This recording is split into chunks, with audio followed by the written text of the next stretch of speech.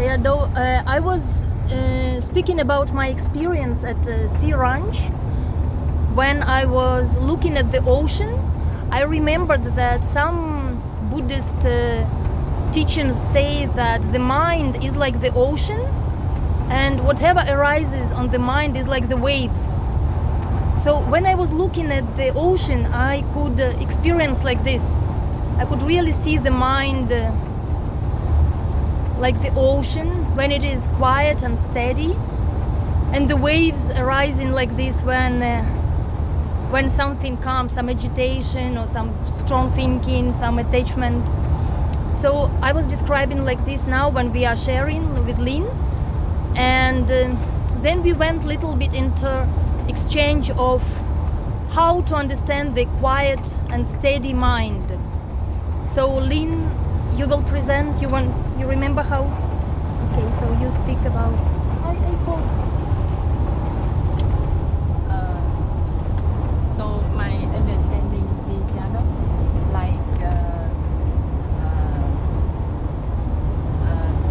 what I understand, the way that Sally Katerina says that is up and down. It's just like what is happening on our body and mind. So it's like that. It's the natural happening of the body and mind. And if we accept the natural happening, the natural up and down of the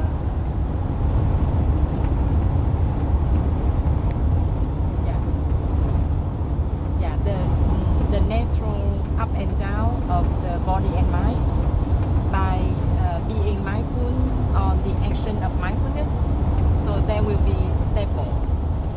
That is what I say to Sally Katerina. Okay. Yeah. And then she was explaining that because, Sayadaw, you should look, please, because the explanation is in action. So she says that the mind can know that everything arises and disappearing here, and the mind looking like this, knowing from the other point, and this is why mind is stable here, because it knows only arising and disappearing here. And this is when I saw to correct Lynn, saying that the mind is not separate. The mind is also here, also at the same like other, appearing and disappearing. And this is where we kind of decided to ask you, because everything is appearing, disappearing here, and the mind is here very stable, because it knows the appearing, disappearing here separately. So I say there is a mistake, because mind is also impermanent. Mind is also appearing and disappearing, same like other appearing and disappearing. What I try to explain to Sally is that what is happening on the body and mind are the objects, and if we are mindful of the action of mindfulness, and we also know that the action of mindfulness is also like ever changing. So then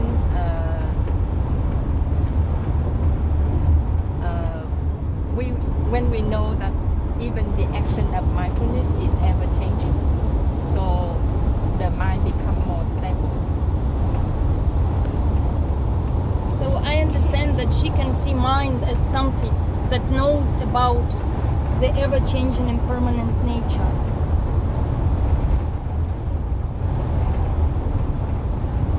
How do you understand?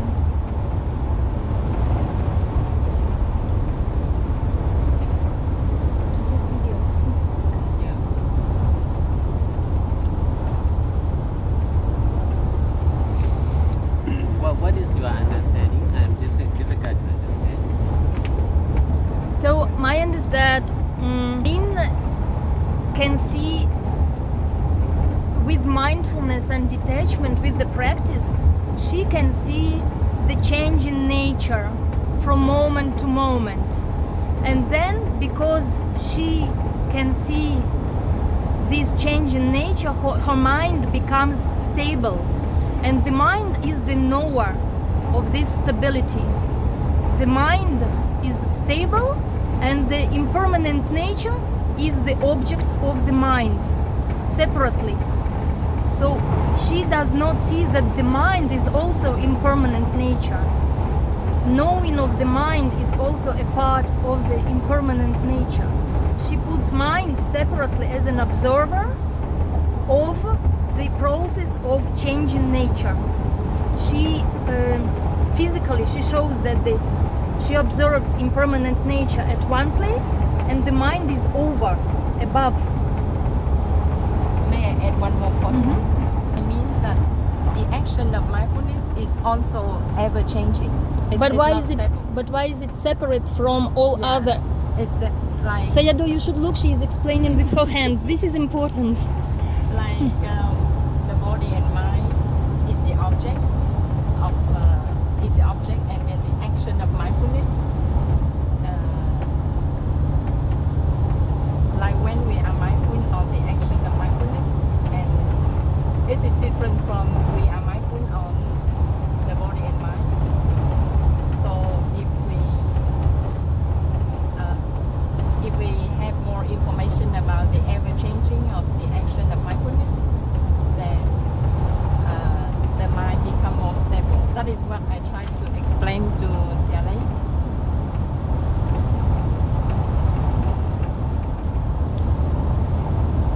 I see that there is a mistake of taking mind separate from ever-changing impermanent nature in her explanation.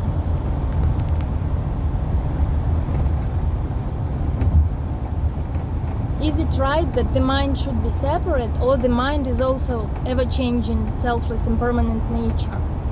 You know, if you are saying about the mind, we should say impermanent nature is everything. If we are saying everything is impermanent nature, we are saying from the side of everything or oneself. Only when we are saying ever-changing, selfless, impermanent nature is everything, that is seen from the side of non-self. So we should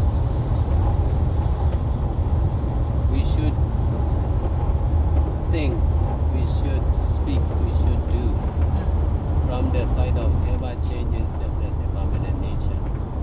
This is focusing on non-self. Dhamma is everything. Everything is Dhamma.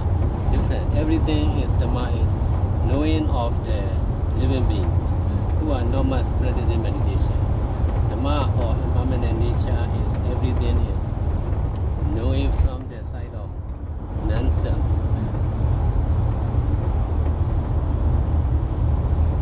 If we know side of the mind that is stable and that knows the impermanent nature, it will be seen from the side of the self. It will be. I think, like a practitioner, when I practice, and firstly I'm mindful of the object, like what is happening on the body and mind, and when I am mindful of the action of mindfulness, I think it's different. It's easier for a practitioner to approach. When we have the information that the action of mindfulness is also ever changing, so it helps at least me to detach more from the objects.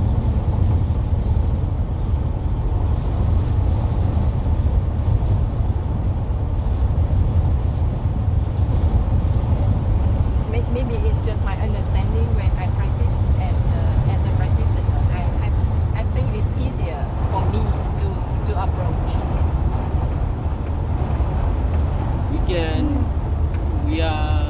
We must accept. We are easy to accept. Yeah. Mind is impermanent, knowing is impermanent. Yeah. Action of mindfulness is impermanent. Yeah. That is right, but we must see from the side of impermanent nature also. So impermanent nature is the mind, impermanent nature is knowing, impermanent nature is action of mindfulness. Yeah. So that we need to change the side of the knowing or doing or thinking. That is in my insight. I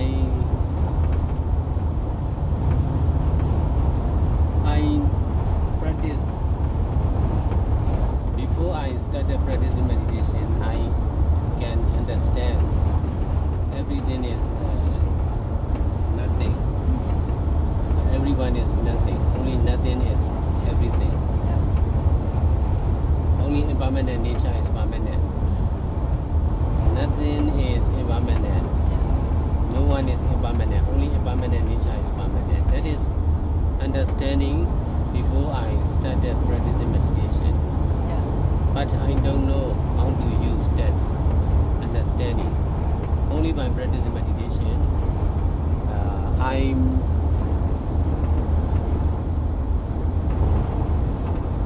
I experienced the meditation master.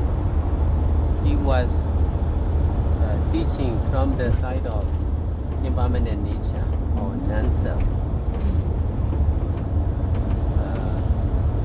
That's why I came to realize it is possible to represent to impermanent nature. And then I try to represent to impermanent nature. As a meditator, as a businessman, as a driver, I try to represent to impermanent nature. That's why no one is real. Meditator is not real.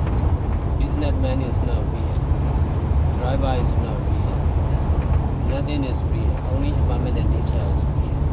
Only cause and effect or action and the same reaction of impermanent nature is real. So that is that knowing is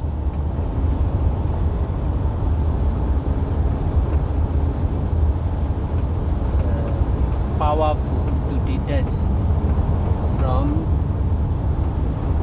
the idea of oneself from the mind.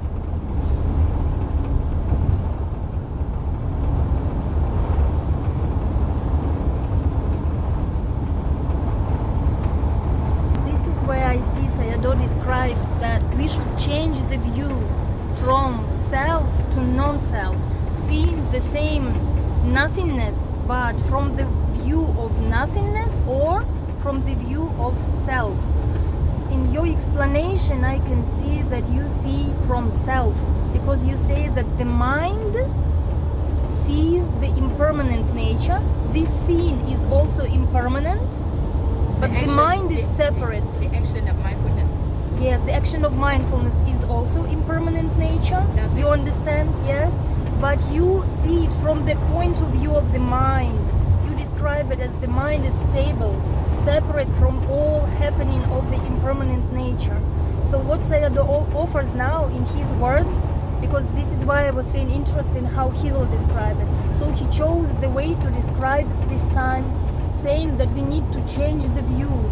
If we see from the view of self, we will say that everything is impermanent. Mind is impermanent, knowing is impermanent, but if we see from the view of no-self, we will see that impermanent nature is everything. Impermanent nature is the knowing, impermanent nature is the mindfulness, and etc. So this will be the right understanding. But seeing from the side of mind, knowing about the impermanent nature, this is incomplete. Because like this, we see with self, we make mind as permanent. Do you understand? Is it correct? Yes, yes. Correct? Because we cannot like decide whether we see from the side of self or non-self, and we see the impermanent of the mindful mind or the action of mindfulness, the more non-self understanding we have. Will appear. Yeah, The that more means we practice, of yeah. course, yes. But I understand what Siana says, like, You know also how we came to decide to discuss with you, because Lynn said she is not very habitual to discuss Dhamma and to explain about the practice. to explain about the practice, and I reminded her of the advantages. But the more we try to explain, the more careful we will understand our own. What is happening? This is how sometimes somebody speaks Burmese. So I reminded her of the advantage of sharing our understanding, even if it is with mistake or no mistake, but we can discover if there is a mistake, or we can learn more confidence about our right understanding. So, and I brought to her this example that because she was trying to explain her view about the impermanent nature, she was trying to describe, and she found it difficult. And when she found it difficult, I could also find where the difficulty is and where can be the wrong understanding. This is why it is useful to share. So no problem if there is a mistake. It is not about someone or something. It is just Dhamma sharing and replacing the wrong understanding by the right understanding. So Siana may have a question about it. When you say that when we share with others about the cause and effect of the avenue self-lives impermanent nature, then it is a very direct way, a very direct teaching to the truth, to the ultimate truth, or to the right understanding. However, if we say like this, like the persons who receive the message, whether they just can receive as the logical understanding only, in order to have the true understanding by themselves, we still need to practice in order to have our own understanding, not just listening.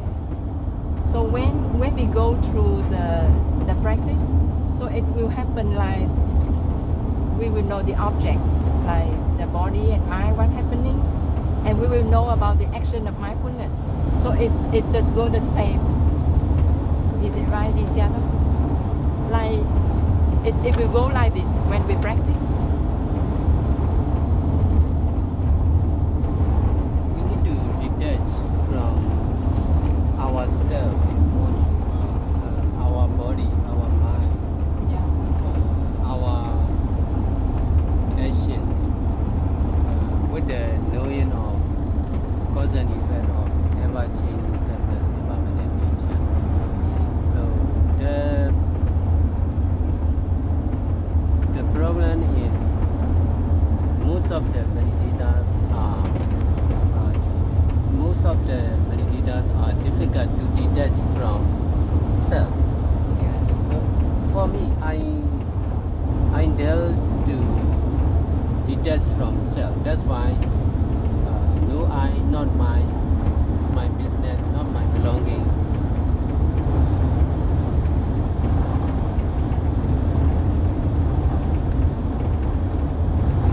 So no need to what for me. No need to rely on money. I came to understand like this. Besides, I try to stop business.